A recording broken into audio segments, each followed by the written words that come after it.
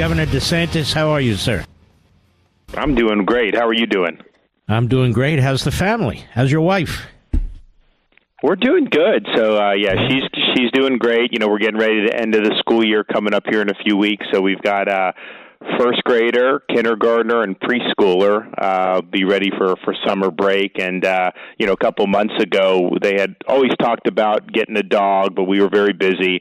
And I'm like, all right, if you guys are going to help out and we're going to be here and have it, so we adopted a dog from the pet shelter a couple months ago. And so they're loving that. And we fostered a few more in the meantime and gotten them adopted out. So wow. we're enjoying that. Yeah, we, because this Tallahassee, they don't have a lot of space in their shelter, so we bring them and do it. And we put one on the internet the other night, and within like an hour, it got adopted. Actually, a dog that was rescued from the southern border because we have a group, Big Dog Rescue, actually down by where you are in Palm Beach County, and they rescue dogs from all over, but they're getting all these dogs from the border. I mean, we obviously see the human carnage with the open border, but our canine friends have been treated very poorly as a result of it as well. So you're a big dog lover? Yeah. Oh, yeah. We love it. Yeah, me too. We are as well. I want to ask you some questions, Governor, especially now that I'm a resident of your state here. I'm looking at this report from the House committee. They finally got information out of Mayorkas. You've got, during an 8-month period, Biden has been flying aliens into our country. It was a secret program. Nobody heard of it before. Now we know about it. As if the southern border isn't porous enough, we're actually flying people into the country by the hundreds of thousands. And it turns out that 80% of the arrivals are winding up in Miami, Fort Lauderdale, Orlando, and Tampa, Florida, because, they have to have some family member, some association. So that means they're dropping a ton of these people into your state. Were you ever contacted about any of this? No, of course not. And what he's doing is he's abusing his authority by paroling. This is not how you use parole. He's going into foreign countries, unconstitutionally paroling people, then flying them in with effectively what purports to be legal documents at that point. So it's not that they're chartering flights. They're just putting these people on commercial flights. So you may have a flight land in Miami, and there may be 250 people on the flight, and you may have 5 or 6 of them that are these, illegal parolees that he's doing, but they'll have documentation. They'll go through, and even DHS doesn't know what happens to them at that point. Now, we have not, and this is also dated. This is from 2023 where those numbers are from. We did not see an uptick in anything inside our state in terms of illegal aliens. In fact, a lot of what we've done has been effective in deterring because we've done things like impose penalties on human smuggling, E-Verify. We have a flotilla of vessels helping the Coast Guard protect against vessels coming in from places like Haiti. And people said a couple months ago there was going to be this massive invasion from Haiti on these boats because of the instability. Now they're saying, gee, we haven't seen it. I wonder why. Well, the reason why is because we put people out there. But we are suing Biden over his illegal parole program. I think that we would win on the merits, but Mark, and you know the law. We have these conservative judges. We'll bring cases and they'll find lack of standing to hold Biden accountable. And the liberal judges never find lack of standing. When they used to sue the Trump administration, the judges would indulge it. So we're right on the law. If we win on the standing, we'll win the case and shut the program down. But here's the thing. I'm happy to do that. I'm happy to fight it. Texas, some other states are fighting it too. But Mark, this would not be happening if the House of Representatives simply refused to fund it. They are funding Biden's border policies with this most recent spending bill and the previous spending bills, even though we have a Republican House. And so he's able to get away with it. You know better than anyone, I know, the Founding Fathers said if the executive is abusing his power, doing something affirmative like this, the remedy is for the House of Representatives to cut off funding for it. That's really what we needed, and they totally dropped the ball on that. Well, you know what, Governor? Interesting you should say that, though. I don't think I mean, I get your point on funding, but I don't think Biden cares either way. Look at the student loan thing. He doesn't have funding to do what he's doing. The Supreme Court told him he can't do it, and he's doing it anyway. He's forgiving loans to these students, some of whom, I guess, are part of this Marxist Islamist coalition on these college campuses and so forth. So we have a huge problem here, which is this. You have a Democrat Party that hates the Constitution, so they're never going to support impeaching this guy. You have Republicans who are weak on this subject, impeaching this guy, and yet at the drop of the hat, they were impeaching Trump. How do you hold a guy like this accountable when the constitutional system is not able to kick in, if you know what I mean? Well, look, I mean, I do think that having a funding fight would be beneficial. I think it would have been meaningful. It would have highlighted the issue of the border. You know, there is at some point where an executive does need to access different pots of money, like on the student loan stuff. You know, they're abusing an existing statute, which there is some loan forgiveness in limited circumstances, but not in these circumstances. So the Supreme Court slapped him down what he first tried to do. Now they found another statute where they're trying to do it. He'll eventually lose in court on that as well. But I think that someone like Biden, who has the administrative state on his side, basically, he's made the judgment, and it's probably an accurate judgment that, hey, Congress isn't going to do. What are they going to do? They're not going to do anything. So he continues to persist in it. But this is the end result of decades of fecklessness by the legislative branch. The fact of the matter is we would not have the bureaucracy and the administrative state we have right now if Congresses of the past had been concerned about exercising the appropriate constitutional oversight functions. I don't have any problem with them shutting down the government. They can't seem to get the votes to do that. Well, here's the thing. You know, what they would be doing in the House is they would be voting to fund the government, just not the stuff that's unconstitutional or that's harming the country.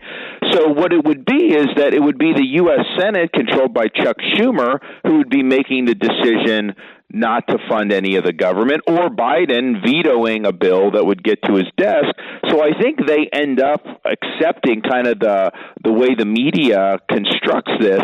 But in reality, if you vote to fund the government in the constitutional way and simply withhold funding from Biden's reckless and unconstitutional policies, you're voting to keep the core functions of government going. That they've never been willing to do that or to make it. But here's the thing. They're worried about political blowback if there's somehow a partial lapse in appropriations from some government agencies. You know, I think they should worry about the blowback from the voters who sent them there to do something about this and then didn't do anything about it. So I think it's been frustrating to watch. We haven't seen really any actions. I think Biden has gotten almost everything that he's wanted throughout these last almost year and a half, and it's frustrating to see. And Reagan shut down the government 6 times. I can tell you, I worked in that administration, and it didn't seem to hurt him electorally, did it? No, and that's because people knew that he was doing what he told them he would do. He said the government was too big. He said government was the problem, and that he would do something about it. And I think our Republicans, I think one of the problems is that they run with the strong rhetoric about how Washington's the problem and how they need to shrink the budget and all this stuff, but yet never follow through with it. And what I found in this business, Mark, is if you tell people what you're going to do and you follow through with it, even if some people don't necessarily agree with you, they appreciate the fact that you said what you were going to do and you followed through on it. And I think our guys right now are just not doing that. Now, what is this? It's funny, Nikki Haley brought up, maybe we should bring Palestinians into this country from Gaza. By the way, have you heard anything from her lately? Is she in the witness protection program? What's going on with her? Do you know? I don't know. Your guess is as good as mine. Yeah. Well, and she brought up this idea, and then you hammered her, and she backed off, said she never said it, which, of course, she did. Turns out Biden and Blinken have been plotting, if not for weeks, maybe months, to bring in Palestinians from Gaza. 87% of the Palestinian population in Gaza supports Hamas. Why do they keep pretending that they don't? They keep pretending that they don't. The media keep pretending that they don't. Hell, we got Americans that support Hamas, like many of our faculty on our college campuses. What are we going to do to stop this, I wonder? Well, that was the point I made last fall, is that this notion that somehow you can separate terrorists from like freedom lovers in a place like the Gaza Strip. You don't have to be a member of Hamas. The fact is they've got a very rotten culture, and people that are not members of Hamas do not believe Israel should exist, support what Hamas did on October 7th. That's just the reality that we're dealing with. So it's not in America's interest to be importing those types of pathologies from the Middle East into our country domestically. So the number of Palestinian Arabs we should be importing from Gaza is zero. I said that then, I say that now, and these congressmen should absolutely raise holy hell if he tries to do that. And this just goes to the larger issue about immigration. Immigration should be done to benefit the American people. Right. If less immigration benefits, then that's what you should do. Shutting the border, which I believe benefits the country, we should shut the border down. It should all be based on what's in the best interest of the American citizen. Can you plausibly give me a rationale for how it benefits the average American to be importing 100,000 people to America from the Gaza Strip? God, you no. Cannot, because it's not in our best interest. It is ideology run amok, and Biden, I think he looks at how this whole issue has fractured the left-wing base, and he's trying to kowtow to these people just to save his political hide in the upcoming election. I know we don't have a lot of time, Governor, but let me ask you this. You were the leader. I think this is how we first personally met in this effort to move the embassy, the American embassy, from Tel Aviv to Jerusalem. I remember endorsing you when you decided to run for the House. I got a call from Adam Laxalt, who's a buddy of mine. I said, well, I don't know who this guy is. He says, endorse him. He's a good guy. And I spoke to Ed Meese. We both endorse you. You're a great guy. And so my question is this, though. Have you ever seen an administration that actually funds the enemy? Iran funds UNRWA through other countries now that pretends it's not. That is Hamas. Literally, I mean, this is worse than Neville Chamberlain. Chamberlain never funded the Germans, the Third Reich. We have a president that's funding Iran, that's selling oil to China, that's sending drones to Russia. Can you make any sense of this? Mark, and a Congress that's doing it. I mean, that most recent bill that had no border, that had money for effectively Hamas, because it's going to be, quote, humanitarian aid to the Gaza Strip. But you and I both know when that money gets down there, Hamas is going to commandeer a good chunk, if not all of that money. One of the first bills this is back a decade ago in Congress, one of the first bills I did was something called the Palestinian Accountability Act, which sought, among other things, to defund UNRWA and defund these things that are just delusional that we would be doing it. But yes, he is funding both sides of the conflict. He is funding Hamas. He's funding Iran, and it's just a total disaster. Now, Obama, in Biden's defense, did do that too. I mean, you and I remember him flying the the plane load of cash in there, and all the hundreds of billions of sanctions relief Obama gave too. But they have done more to empower Iran than any two presidents in the history of the country since 1979, even more than Carter did. So it really is a disaster. And I think when people here in America, when they come up to me, what they say is like, okay, we have all these problems at home. We're sending all this money overseas, but a lot of the money we're sending are to people that hate this country. Well, why in the hell are we doing this? I mean, Iran, for God's sakes.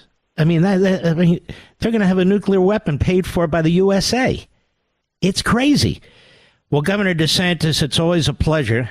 Just want people to know out there that you're still really a remarkable governor. And by the way, I don't see a lot going on the college campuses in Florida here, and I think there's a reason for that, no? You put your foot down. There may have been some police escorting some of these people out. Some people may have gotten expelled. There have been consequences, let's just put it that way. So when there's consequences, you tend to not see the same type of behavior. But the bottom line, Florida is not New York. You're not going to be able to commandeer the lawn of a college campus in Florida and get away with it. Amen. Governor, thank you very much. God bless you, sir. All right. God bless you, buddy. Take care. You too, Florida Governor, America's Governor, Ron DeSantis. He's really quite fantastic.